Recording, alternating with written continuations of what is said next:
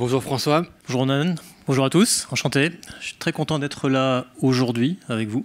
Moi je travaille à la direction digitale de Bouygues Telecom. Je suis lead Open Innovation. Et mes missions sont de développer, d'identifier déjà et de développer des enablers technologiques qui permettent de créer soit de nouvelles expériences clients, soit de créer de nouveaux canaux de distribution de nos offres, soit d'améliorer l'efficacité, l'efficience de nos équipes au sein de la direction digitale. Alors super, je t'ai déjà un peu présenté tout à l'heure avec le cas d'usage, mais est-ce que peut-être que tu peux rappeler à tous quel a été l'objectif et les enjeux de ce projet? Oui, j'ai fait un gros teasing tout à l'heure, mais en gros, l'objectif, l'enjeu qu'on avait, c'était de développer une solution pour aider nos prospects, nos clients, 24/24, et sur toutes les offres et les produits qu'on a sur la commercialisation, sur le site web, sur l'application. Aujourd'hui, on n'a pas de solution d'assistance la nuit, le week-end. On n'a pas d'assistance non plus sur certaines gammes d'offres sur nos sites. Et donc l'enjeu, voilà, c'était de développer des solutions qui répondent à ces enjeux. Et l'enjeu connexe, c'était aussi de pouvoir innover, voilà, positionner Bouygues Telecom comme un acteur innovant sur le secteur de l'IA générative et de l'IA agentique plus particulièrement. Et le pari a été réussi parce que je suis très, très fier de partager ça. En septembre dernier, on a été l'un des, pour pas dire peut-être le premier opérateur, en Europe au moins, à mettre en face de nos clients un assistant de vente IA à base d'IA agentique et des solutions de Google en particulier, d'où le communiqué de presse qu'on a fait en commun avec Google Cloud en septembre dernier. Un petit peu de précision sur le cas d'usage qu'on a mis en œuvre. On a adressé tout d'abord sur les parcours sur notre site internet. On a ciblé pour cette première phase d'assistance le parcours des offres mobiles. Les offres mobiles sont très complexes à appréhender parce que c'est une combinaison entre le téléphone, le forfait, le mode de financement. Et sur chacun de ces sujets, il y a des questions qui se posent, il y a des combinaisons qui sont possibles ou pas. Il y a des critères de choix et on a pris ça, voilà, comme un cas d'usage auquel il fallait répondre et apporter une solution à nos clients. La cible qu'on a visée pour le premier assistant de vente a été celle des prospects. C'était alors plus simple à mettre en œuvre pour plein de raisons. On était donc dans une approche pour l'acquisition des clients sans qu'on ait besoin d'être connecté à son compte Bouygues Telecom. L'idée, c'était de répondre à tous les prospects, tous les visiteurs, sans obligation d'avoir déjà un compte Bouygues Telecom. Et tu disais tout à l'heure que vous avez fait un communiqué de presse en septembre dernier avec Google pour notamment parler de ce cas d'usage. Tu as évoqué la solution Conversational Agent de Google. Pourquoi en fait vous avez fait ce choix de solution? Alors, il y a deux raisons à ça. Première raison, Justine en parlait tout à l'heure, elle parlait du rôle de plus en plus important des product owners avec l'arrivée de l'IA générative, l'IA agentique. Et c'est une des raisons. Moi, j'ai une conviction depuis quelques années, effectivement, que les solutions low-code, notamment, qui sont accessibles en partie aux métiers, aux équipes métiers, sont vraiment un moyen d'aller très vite, de tester des choses. Et la solution de Google qu'on a utilisée, Agent Builder, est une solution low-code qui permet aux équipes métiers d'être vraiment impliquées, partie prenante dans la réalisation, les tests, la mise en œuvre de ces solutions agentiques. Et donc c'était une des principales raisons. La deuxième raison, c'est que quand les premières versions d'Agent Builder chez Google sont sorties, alors ça remonte à fin 2023 quand on s'est croisés, était assez prometteuse. Et le modèle Gemini était très, très performant. Il nous a assez bluffé et on s'est dit il y a vraiment quelque chose à faire avec ça. Pourquoi? Parce que c'est quelque chose qui permettait de créer des chatbots comme on n'en faisait jamais avant, sans aucun arbre de disque. Enfin, il n'y a pas d'arbres qui sont statiques dans ces agents. L'interaction avec l'utilisateur supporte tout un tas de digressions. C'est très facile de passer d'un sujet à l'autre, mais tout en conservant une certaine, ce qu'on peut appeler une assertivité. C'est-à-dire que cet agent, sa mission, c'est celle d'un vendeur. Et donc, au-delà de répondre aux questions, aux critères de comparaison, de choix d'un téléphone, d'un forfait, la mission de cet agent est d'aller jusqu'à inciter à mettre quelque chose au panier, de collecter toutes les informations nécessaires pour mettre les informations au panier.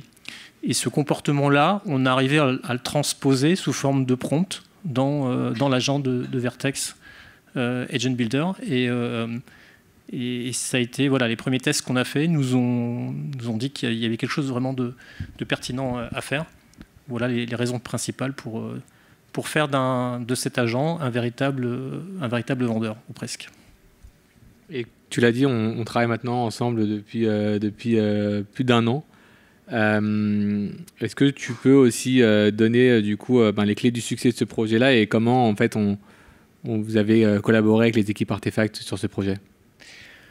Alors, notre collaboration, elle résulte un peu dans la démarche d'Open Innovation qu'on a adoptée. L'Open Innovation, c'est de choisir les bons enablers technologiques, mais c'est aussi de choisir les bons partenaires qui ont l'expertise, le savoir-faire pour aller vite.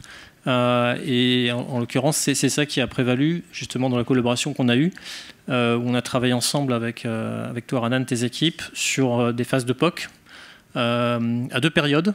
Début 2024 d'abord, pour la réalisation de l'agent de l'assistant de vente lui-même, et début 2025 sur un autre stream qui est celui des outils de scoring, d'analyse de la qualité des conversations qui résultaient de l'interaction entre les clients et l'assistant de vente.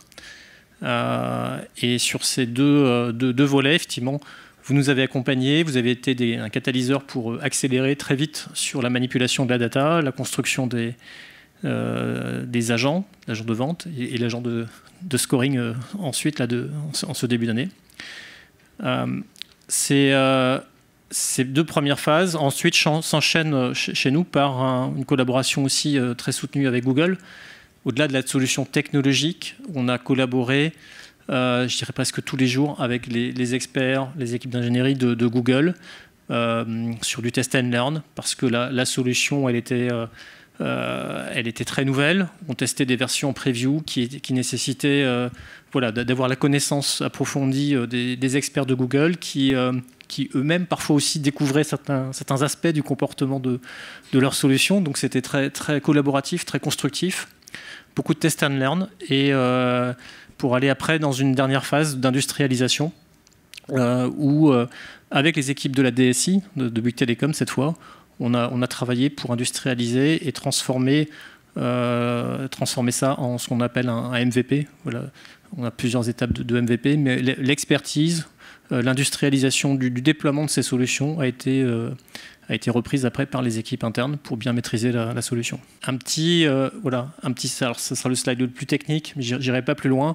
Pour juste présenter concrètement ce que c'est que cette solution, on a utilisé presque exclusivement les solutions de Google Cloud, différents services, donc principalement Conversational Agent. On a bien utilisé aussi l'interface Dialogflow Messenger qui fait partie de cette solution de Google, qui constitue le front, l'interface que vous voyez, qu'on a vu tout à l'heure et qu'on va revoir. Ça a pas mal de vertus, c'est que ça permet d'avoir un service tout intégré. On a à la fois le front client, le back-end avec les traitements LLM et toute l'exécution, la manipulation de la data derrière. Tout ça, ça tourne sur GCP avec les services de Google et en interface aussi avec des plateformes tierces pour de l'analytics. On utilise Piano Analytics, qui est un peu l'équivalent il y a un équivalent chez Google qu'on n'utilise pas. Et puis une solution open source qui est Langfuse pour le scoring des conversations. C'est un des frameworks les plus populaires sur ce sujet. Et tout ça, ça s'intègre bien avec les autres composantes de Google. Donc un ensemble de services qui... sur les données, pour vous dire qu'il y a un point important, c'est pour que le comportement et la qualité de la donnée soient bonnes, pour qu'on évite aussi au maximum les hallucinations sur ce genre de service, parce que c'est vrai qu'il y a des gros enjeux à ne pas raconter n'importe quoi, à donner des prix qui sont les bons. On est très scruté là-dessus. Et pour limiter toutes ces formes d'hallucination, une des magies un peu de la recette, c'est vraiment d'utiliser au maximum des API qui donnent de la donnée qualifiée sur les produits, sur la disponibilité des produits. Et donc, ça challenge aussi l'entreprise, et Bouygues Telecom en particulier, sur la qualité de ces données accessibles par API pour que les réponses apportées aux clients soient les bonnes. Alors, on va voir tout de suite une démo. Ça dure 3 minutes. Je vais vous laisser regarder un petit peu avec quelques points d'attention. Donc, ce qu'on voit sur le site internet là, c'est une fenêtre de chat qui est l'assistant de vente, se présente à droite. Vous pouvez lui demander soit de vous accompagner sur un parcours complet, forfait et téléphone, soit juste sur un téléphone, soit juste sur un forfait. Vous lui demandez...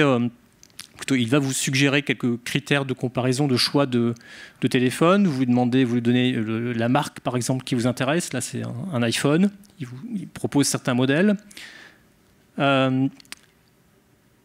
Vous pouvez ensuite apporter des précisions sur les critères de comparaison. Est-ce que c'est la qualité de la photo? Est-ce que c'est la taille de l'écran qui vous convient? Donc il y a beaucoup de facilité de recherche. Voilà. Les recherches, les comparaisons sont multicritères. Et ça, on n'a rien d'équivalent aujourd'hui pour aider nos clients. Et cet assistant de vente fait bien le travail. Quand on est intéressé par un modèle, on peut demander des précisions sur le prix. Alors le prix, en l'occurrence, c'est peut-être un petit peu petit, mais le modèle proposé était le modèle presque le plus cher de la gamme Apple. Donc et là on lui dit, mon budget c'est que de 800 €, donc il va vous proposer des modèles compatibles de votre budget. Une fois que vous avez choisi le téléphone, il y a le choix de la couleur ensuite qui doit être collecté, le choix de la taille, de la capacité mémoire.